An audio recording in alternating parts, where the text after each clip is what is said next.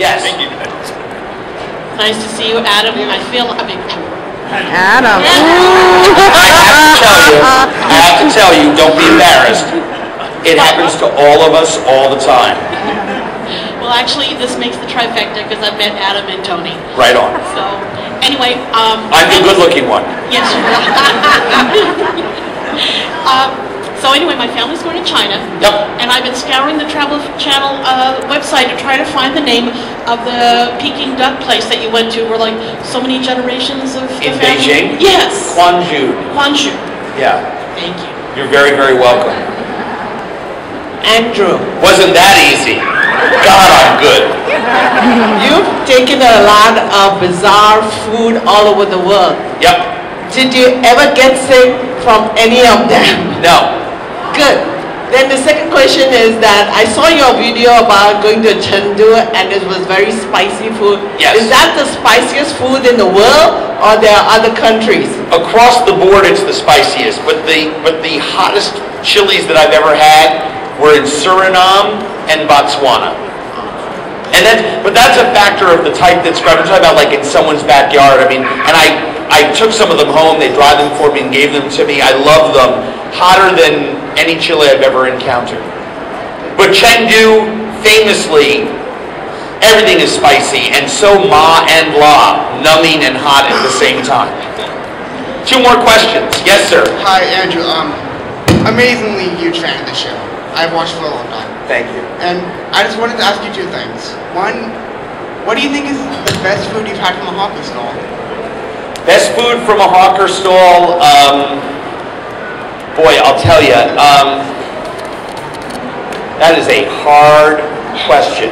I'm going to say in People's Park in Singapore, the steamed Hainan chicken with rice there is as sublime as you'll ever find it. But my favorite, if I had to have one meal in an environment like that, it would be the egg noodle soup guy in Klung Toi Market by the pig area where the slaughtering is done. He feeds all the workers at like 4 in the morning. That's the best meal in a bowl. Well, Mary's Laksa in Singapore is pretty good. It's so hard to choose. And you know, I have trompo stands in Mexico City and shizzle key cabbage soup guys in St. Petersburg. I mean, I got my people. It's too hard to choose. But that'll keep you busy for 3 or 4 years. And so my second question is, what's your opinion on durian? Durian, I don't understand why people eat it. It comes into the same, it's served at the same time of year seasonally as mangosteen. So you have to walk by the mangosteen to get to the durian. It's like, well, why would you do that? I just don't, I've had it like 15 times, I just don't care for it. I knew you'd say something like that. Thank you. You're welcome. Yes, young man. Hi Andrew, my name is Isaac and me and my dad love your show. Thank you. And I wanted just to ask you a question. What made you want to do the show? I really felt that the stories of people around the world weren't being told about what really mattered, that we could really relate to. And I was sick and tired of turning on public television and seeing a story in a museum when I knew that there was more to learn about that particular culture if you went to a night market. And I like being with the people, and the easiest place to meet and intersect with people is with food. And I was lucky because I've always been a food guy. So I said, okay, if I can sell a show where it's me, someone else, and a bowl of X, Y, or Z, that's what I think other people are going to want to watch. Okay, thank you. You're welcome. How did you get into this? Like, how did you find this passion for traveling? I'm just really curious, how can one get into this, and what was your first trip, and what changed your life? Well, my dad worked in a business where he traveled a lot, and he took me.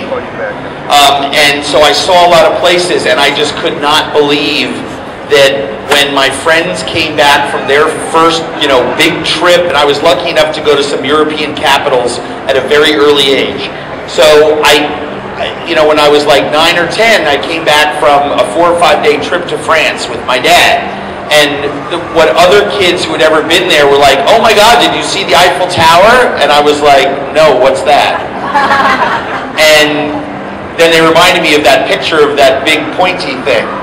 And I was like, no, I didn't go there. And they said, well, what did you do? And I said, well, we landed, we napped at the hotel, and then we went to this neighborhood called Leal, and we went to these amazing little seafood restaurants, and I tried these snails that were so small, they give you a silver toothpick to pick them out.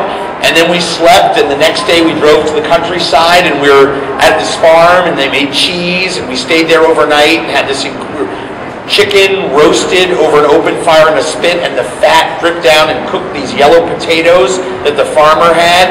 I said, that was really great. And I realized that I was traveling the way my dad liked to travel, which was mouth first. And I guess the rest was history. And I just had to figure out a way to have someone else pay for it.